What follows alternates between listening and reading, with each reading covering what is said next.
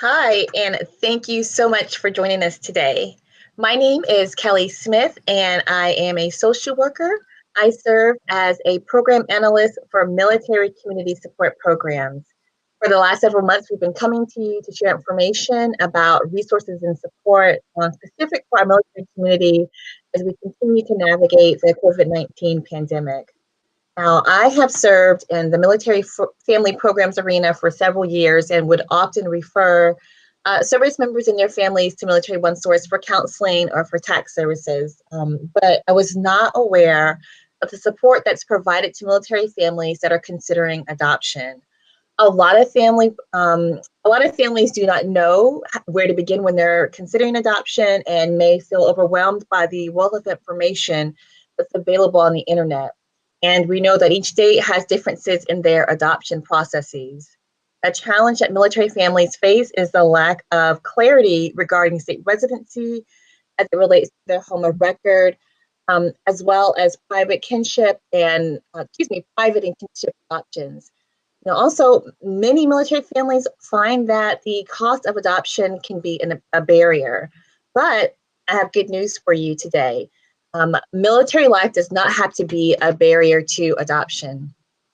Did you know that Military One Source has specially trained consultants that can provide information on various types of adoption, financial assistance, agencies, and more? And today I am very pleased to be joined by one of our very own Military One Source adoption consultants, Ms. Olivia Lockwood.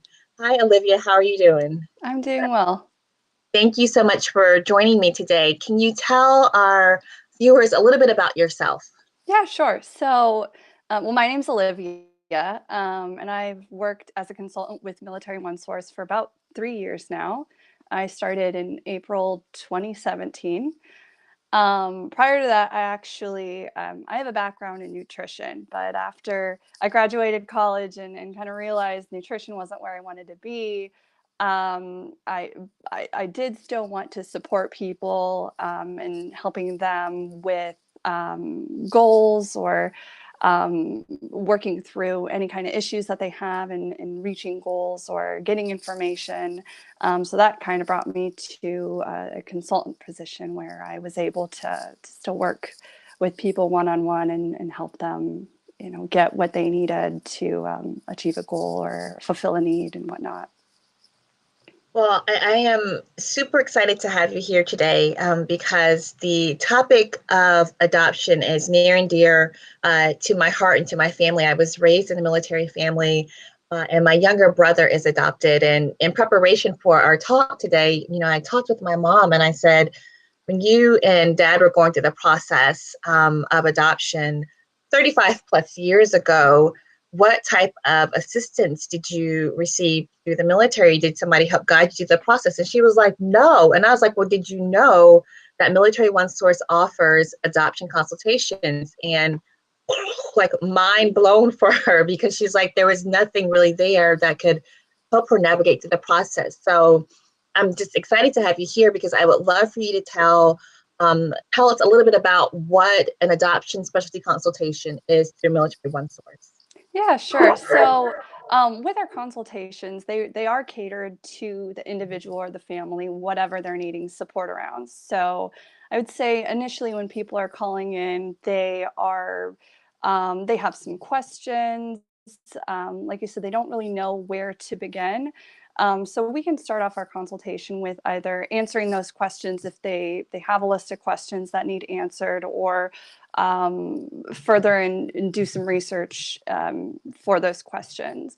Once we kind of gauge what the family is needing and what the family is looking for, then we move forward in having a discussion and getting some information from the family as far as if they're looking to adopt an infant, or if they're looking to adopt a child internationally, or exploring the realm of fostering to adopt.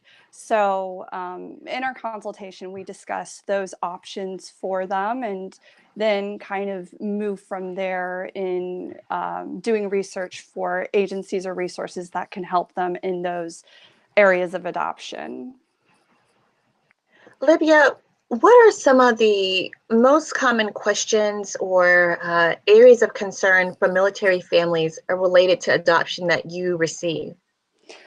So first and foremost, I think you'd mentioned this already. A lot of families don't know where to start with the adoption. So they're searching online and they say, I found all this information about adoption, but I just don't know what's a good place to start. So where we come in is we can help sort of narrow down their options. If they know they want to adopt a child domestically or internationally, or they know they want to foster to adopt, then we can start to help narrow down their options of what sorts of resources do they need to look into to move forward with that adoption. And that would be by contacting agencies just to make sure that they're offering what the family is looking for, and then sending the family that information for them to contact the agencies directly and move forward with the adoption, or explore other options if that needs to be.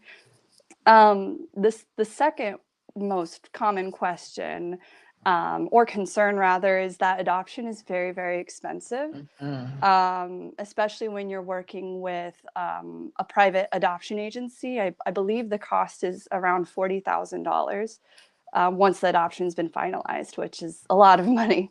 So for those families, what we do is kind of educate them on what the military has to offer in terms of financial support. So for our active military, they can be reimbursed for Mm. an adoption up to $2,000 per child once the adoption has been finalized. So what we can do is we can send them the information on this adoption reimbursement, and also the contact information for who they need to reach out to if they have additional questions.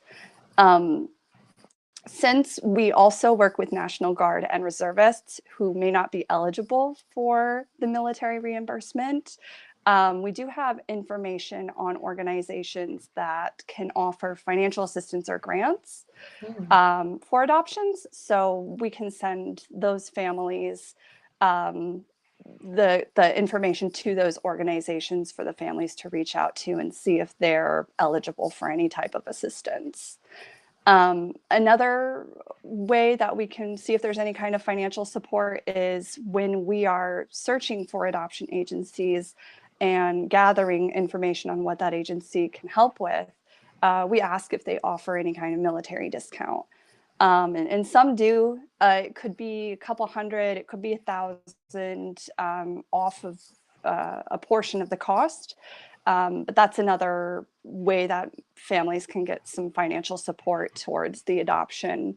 And then I guess the final way that I have of families getting financial support is looking into fostering to adopt, which can be a little bit more affordable of an option. I think it ranges between $3,000 and $5,000.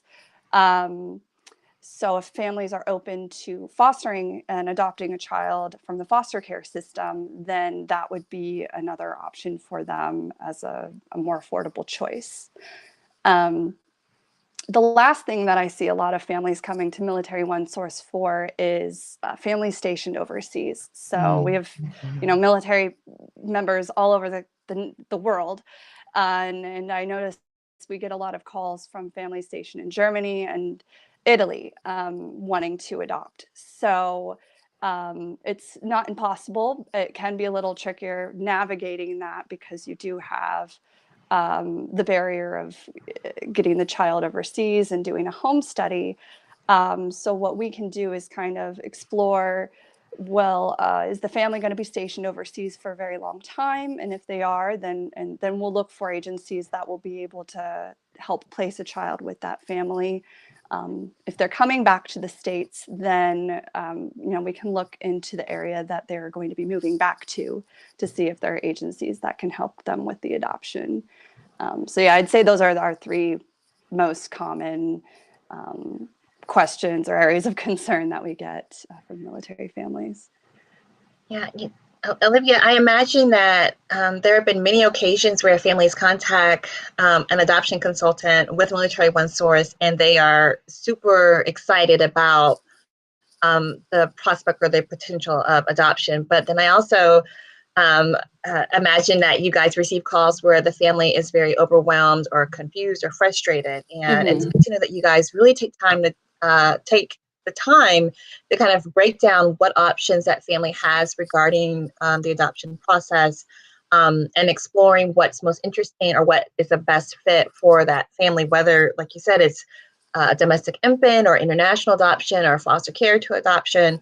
Just kind of going over those options that they have. Tell me a little bit about a success story that you have experienced yourself in this work. Yeah, absolutely. So I did get a call from a military spouse who was stationed in Italy. And like I'd mentioned, it can be challenging knowing what to do if you're wanting to adopt from another country. So she was calling us because I think they had just PCS'd there, and she wanted to see what she could do regarding adopting a child. So we talked a little bit about what her options are, which would be for us to look US side to see if there are any agencies that could help her in Italy with placing a child, whether that is an infant based in the US or a child from another country closer to her. So we discussed that option, and we discussed the barrier of being able to get a home study. So what we decided was just to move forward with researching what agencies may be able to help her, just so that she knew what her options were. And I ended up doing the research and sending her some agencies. And when I followed up with her a week later, she explained to me that the information was very helpful. It gave her a better idea of what is available to her, and then she could kind of move forward with that information and see what the next step was that she needed to take. That's great. Sometimes people just need help with that first step and getting started, and that help that you guys provide with navigating through the process is really fantastic and huge for families that are wanting to expand their family through adoption. I know this one is not the only person. I'm sure there are other people out there that may be considering adoption that is a military family and might need some help just getting started, or might be in the process and need someone to talk to get through to the next step that's within the process. What is the best way for someone to connect with an adoption consultant like you at Military One Source? Sure. So it's really easy. You just have to call the Military One Source phone number, and a representative will answer the phone and talk with them about what they were calling for. And they can just say they want to speak with an adoption consultant, or they're interested in information on adoption, and then they'll be connected to us and we can help them over the phone. Another option is I believe through the website, they can chat in. Similar process, it's just through IM. So they'll just be directed towards our department, and we can help them over chat if they have any questions and want support that way. Olivia, I'm going to throw in one additional question for you. Just to confirm, there's no set or no limit on the number of times someone can speak with an adoption consultant. Is that right? Oh, yeah, there's no limit. So if you call in 1 week looking for resources, and then you find out you're moving and you want information in that new area before you get started, they can call in however often they need to for any type of resources. That's fantastic. Thank you so much, Olivia. I appreciate the work that you do for our military families out there. Guys, thank you so much for joining us today. And as Olivia stated, if you want to know more about the adoption specialty consultation offered through Military One Source, you can call our 1-800 number at 1-800-342-9647, or visit the militaryonesource.mil website. And also, don't forget, we have an app now. There's more information on the app as well about our adoption specialty consultation. Thank you, everybody, for joining us. And again, thank you, Olivia, so much. I hope you guys have a fantastic day. Thank you.